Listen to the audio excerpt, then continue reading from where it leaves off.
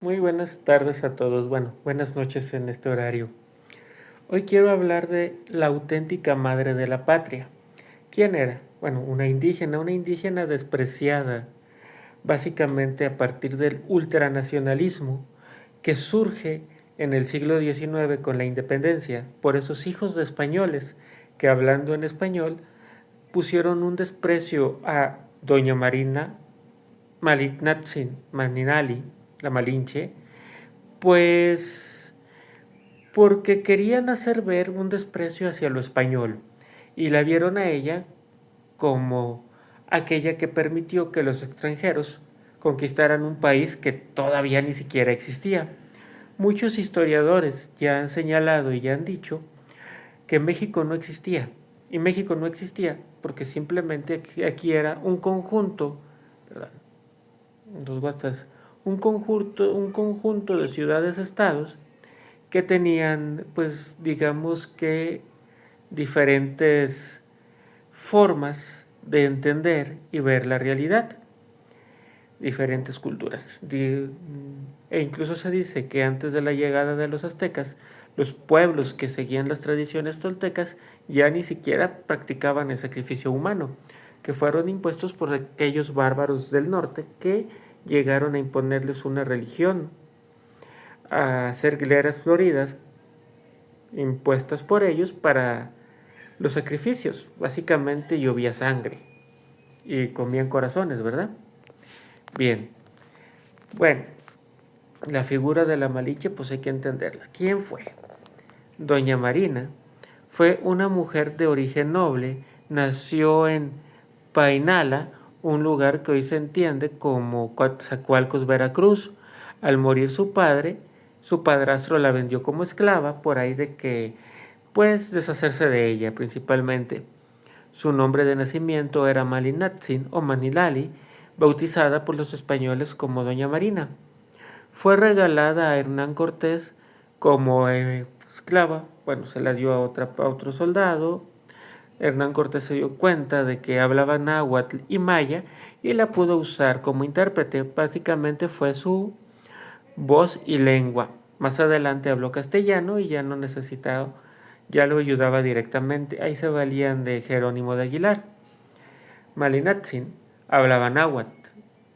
Entonces ella hablaba con los jefes en náhuatl, se lo traducía Jerónimo de Aguilar en maya y Jerónimo de Aguilar se lo decía en español a Hernán Cortés. Era básicamente cómo se comunicaban.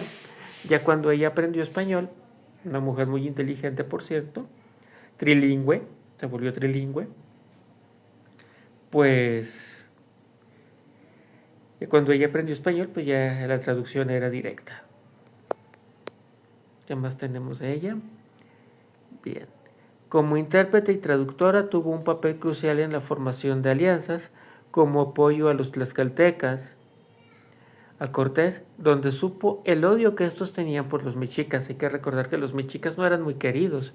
Nos han querido hacer ver como que los mexicas eran una gran nación, querida, que todo el pueblo los respetaba. No, básicamente eran un imperio de conquistadores bárbaros del norte que pues llegaron, sometieron, obligaron a creer en sus dioses, los obligaron a pagar tributo en especie y en sangre, eso eran las guerras floridas, y bueno, les sacaban los corazones. Obviamente los 80,000 tlaxcaltecas, casi 100,000 soldados, pues apoyaron a Cortés con gusto. No, eso no es duda. Tan con gusto que cuando fue a las batallas de las Filipinas, ellos fueron a pelear como partes del ejército español y como fieles soldados del rey de España. O sea, nadie nos obligó a nada. Se le consideró embajadora de Cortés y negociadora en los principales tratados. Bueno, ese fue uno de los su principal papel fue el de traducir y darse cuenta y hacerle ver a Cortés, pues básicamente que todos odiaban a los aztecas. Bien. Mexicas. El término aztecas fue una cosa de los gringos. Ellos a sí mismos se denominaban mexicas. Después de la conquista tuvo un hijo con Cortés llamado Martín Cortés, considerado uno de los primeros mestizos. Cortés lo mandó a España, lo legitimó El Papa, como hijo legítimo de José, pues, fue un hijo fuera del matrimonio, Cortés era casado. Eh,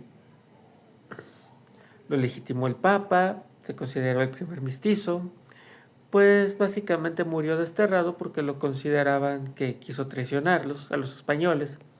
Pero bueno, esos también son dentro de los mitos y las leyendas, por ahí de querer ver que el hijo de la gran traidora quería volver a la gloria sangrienta de sacar 5,000 corazones al día, ¿verdad? Cosas de esas que uno no entiende. Bueno, Cortés hizo casar, se dice, con Juan Jaramillo, que fue uno de sus soldados, con quien tuvo una hija llamada María Jaramillo. Se le dotó de tierras y tuvo un trato semejante a la nobleza. Se murió entre 1524 y 1529, no se sabe realmente la fecha exacta, y bueno, se cree que fue de viruela, pero realmente no es seguro. Su papel. Realmente el simbolismo negativo de la Malinche es algo que se desarrolló relativamente reciente. Digamos que entre el siglo XIX, con la independencia y la idea de estos benditos españoles nacidos en América, que sin saber nada del sometimiento de los pueblos, pues la vieron como una traidora, y el ultranacionalismo. Sí, hay que recordar que todos los ultranacionalismos son malos. El ultranacionalismo mexicano no se queda atrás. El ultranacionalismo mexicano es ese que nos dice que ser mexicanos pues es lo único que importa, y todo eso de desprestigiar a otras personas, que porque hablan mal de México, porque se dicen que son una porción argentina. Eso es parte de un ultranacionalismo que básicamente nos inculcaron los revolucionarios, y ellos fueron los que más prolongaron el mito del malinchismo, de que eso es despreciar lo propio por lo extranjero, pero al mismo tiempo eso te limita a ver, por ejemplo, que Maximiliano fue muchísimo mejor gobernante que Juárez, y que realmente fue Carlota de México la primera mujer que realmente rigió con poder en México. Y bueno, los ultranacionalistas, que hay en varios bandos, te van a decir que no, que apenas tenemos una mujer presidente. Sí, es la primera mujer presidente, pero no la primera mujer que gobernó México. Bien, no vamos a decir que el gobierno de Maximiliano fue ilegítimo porque tuvo el apoyo de una parte de la sociedad de México. Ese mismo lo vuelve legítimo.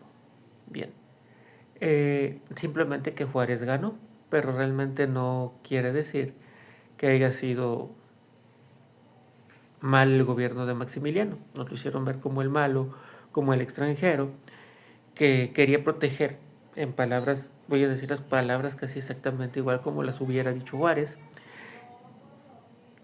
como que quería proteger a esos indios patarrajadas. Juárez era un indio desindianizado. Posteriormente se hablará de eso.